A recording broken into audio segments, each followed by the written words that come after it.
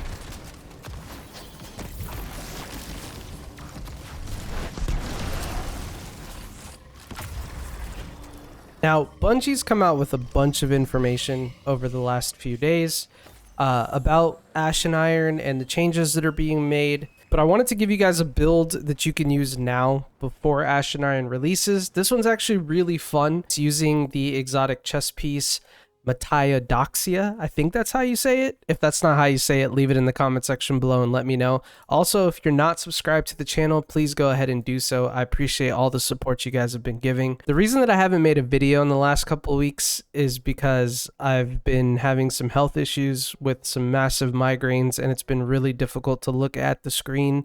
It's even been difficult to work because I work from home and I look at a screen all day too. But I'm finally on some medication, so we should be good. So I wanted to muster up the courage and make this video for you guys.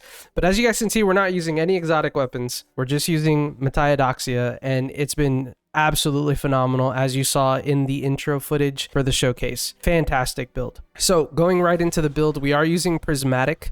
I chose to use Song of Flame because our artifact is just insane for strand debuffs and stasis debuffs plus solar damage, and the amount of damage that Song of Flame can actually put out in this build as quick as you can get your super back in this build, it's absolutely phenomenal. For our abilities, we're using Phoenix Dive. Of course, we're using Arcane Needle as well as Vortex Grenade. Vortex Grenade is completely interchangeable. You can also run Storm Grenade if you want to have the jolting based off of our fragments. We're also using Hellion and Feed the Void, just two staples in most prismatic builds unless you're running Lightning Surge. For our fragments, we're using Facet of Protection. We're using Facet of Hope so that while we have an elemental buff, our class ability regenerates more quickly. This is a really great way for us to get class ability and maintain our Hellion. We're also using Facet of Dominance, so our Void Grenades weaken targets and our Arc Grenades jolt targets. That's why I said this is completely interchangeable. It's actually a little bit better to run a Storm Grenade in this version just because you can get the jolt, and then when you go prismatic you can also get the weaken, but I prefer to have weaken on ready whenever I need it if we're doing boss damage or I have to burn down a champion really fast and harder content. And then of course we're running Facet of Courage, so our Arc, Solar, and Void abilities deal increased damage to targets that are affected with a darkness debuff. We're going to be darkness debuffing everything. They're either going to be unraveled or they're going to be suspended, so our Song of Flame, our Vortex Grenade or Arc Grenade all do extra damage to those targets, and it works really well and synergistically in this build. Going into our armor, for our helmet, we have our Solar Strand Dual Siphon. You can change this out obviously based off of the weapons that you choose to use. We're using Special Ammo Finder because we want ammo for our Mint Retrograde as much as we can get. And then I put on Radiant Light just in case you're rocking a fire team. You're going to get your super so much that you can give your armor charges to your friends. For our arms, we are running Heavy Handed, Melee Font, and Impact Induction. You can run 2 melee fonts in this build if you want to, just to get the extra damage for hitting 200. Me personally, I like having just 1 melee font. I think 180 is more than enough. But if you want to go to the 200 stat, based off of your stat distribution, you can always run 2 melee fonts. That's perfectly fine. For our chest piece, we have our standard resist mods. For our boots, I do have 2 solar weapon surges. Reason being is because we're not taking advantage of the weapon stat here, but we are taking advantage of the solar buff that we get from the artifact by everything being strand debuffed. And then of course I have 1 better already just for some extra healing and survivability. And then in our bond, we are running Time Dilation, Powerful Attraction, and Reaper. We're going to be using our class abilities so much in this build that might as well use it to generate orbs of power and then suck up those orbs of power that we do create. Going into the artifact itself, we have Fever and Chill, so rapid precision hits with solar weapons give us Radiant. We are using a solar auto rifle in this build, so we get Radiant quite a bit. We're using Threaded Blast. We create so many tangles, so the increased damage and radius from the explosions is pretty good in this build. We're using Cauterized Darkness, which is a star of the show here. So our strand debuff targets take increased solar damage from all sources, meaning our super, our weapons, everything. And then of course Elemental Daze is just awesome. If you're not running it, run it. We're using Radiant Shrapnel as well, so we can create more mini Hellions. And then I chose to use Tangled Web in this particular build because creating a tangle by defeating strand targets suspend nearby combatants, so it gives us additional suspend. This is completely interchangeable though. If you don't want to run Tangled Web, you can easily just run Shield Crush. We're going to have Radiant up all the time, so our grenade's going to recharge a lot faster. So this is pretty decent as well in the build. Now for the weapons themselves, I'm not running any exotic weapons, but there are some choices here. So I definitely love Mint Retrograde as my main weapon here for dealing with anti-barrier. It's just outstanding. You guys know how great Mint Retrograde is, and make sure you use that Temporal Blast mod before Bungie destroys our fun. I'm also running Ahab Char, but you can run Tide Apex, you could run Devil's Ruin, you could run Polaris Lance, you could even run Returned Memory if you want to go double special. It's completely up to you. And then for my heavy slot, I am running Outrageous Fortune. I did get this tier 5 to drop, which is pretty cool, and it came with Envious Arsenal, Bait and Switch, as well as Explosive Light and Field Prep, so I have some options here. I love Outrageous Fortune. This entire build you can run in any avant-garde type of scenarios, so this will still be good in Ashen Iron, so it's definitely a build to keep around. But if you guys enjoyed the build,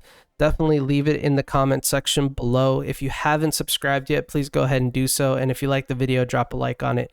I appreciate you guys' support. Sorry this is a little bit shorter of a video, but like I said, I've been having a little bit of health issues, but I wanted to get this one out for you guys because I've been having so much fun with this. I actually used this build to solo the GM Whisper Conquest mission, so I wanted to share it with you guys and show you what it was all about. But thank you guys so much for watching. I'll see you guys next time.